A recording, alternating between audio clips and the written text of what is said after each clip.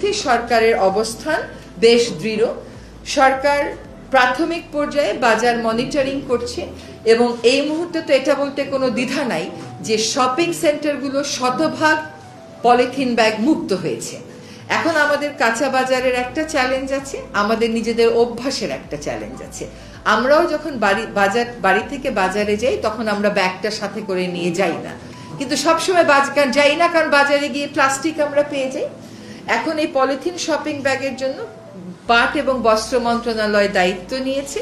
তারা ঢাকা এবং চট্টগ্রামকে প্রাথমিকভাবে টার্গেট করে পাটের ব্যাগ উৎপাদন করবে। এতে আমাদের পাটকলগুলোও চালু হবে, একই সাথে ক্রেতারাও সুলভ মূল্যে পাটের পণ্য পাবেন।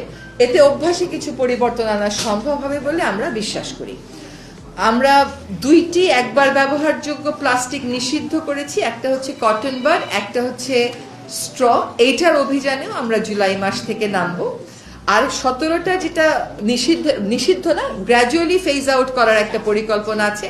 এটার জন্য আমরা উৎপাদনকারীর সম্প্রসারিত দায়িত্ব বা এক্সটেন্ডেড প্রডিউসার রেসপন্সিবিলিটি এটার খসড়া চূড়ান্ত করে ফেলেছি। এখন উৎপাদনকারীর সাথে কথা বলে কেবল সময় বসিয়ে দেব যে কোন জিনিসটা কবে থেকে আমরা আমাদের মার্কেট থেকে ফেজ আউট করব।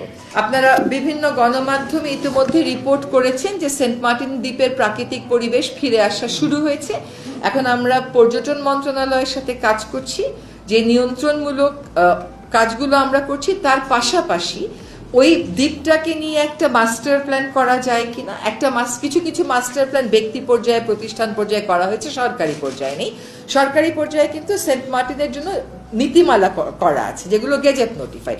এই 3টার সমন্বয়ে আমরা একটা মাস্টার প্ল্যান করতে পারি কিনা।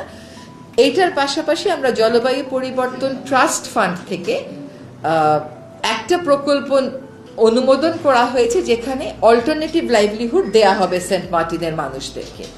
তারা প্রথাগতভাবে যে জীবিকার সাথে জড়িত সেই জীবিকার বিষয়গুলোই একটু সাপোর্ট দিয়ে এগিয়ে নেওয়া যায় কিনা। সেখানে কৃষি মন্ত্রণালয় ইতোমধ্যে কৃষি সম্প্রসারণ অধিদপ্তর থেকে 2 জন ব্যক্তিকে পার্মানেন্টলি ওখানে পোস্টিং দিয়ে দিয়েছে।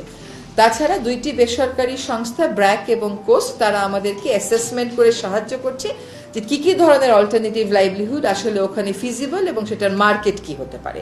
এই কাজটাও আমরা আশা করি আমরা জুলাইয়ের মধ্যে আনুষ্ঠানিকভাবে শুরু করে দেব। পরে আমাকে সেটা দেবেন, এটা তো আমার কোনো সমস্যা নাই।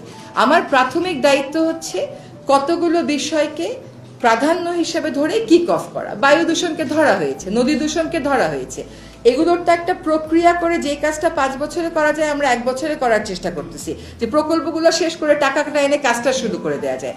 তো সে ধরনের প্রশ্ন যদি করেন তাহলে খুশি হব। আর সেন্ট মার্টিনের ব্যাপারে আমাদের বক্তব্য হচ্ছে আমরা দ্বীপটাকে প্রথমে বাঁচাবো।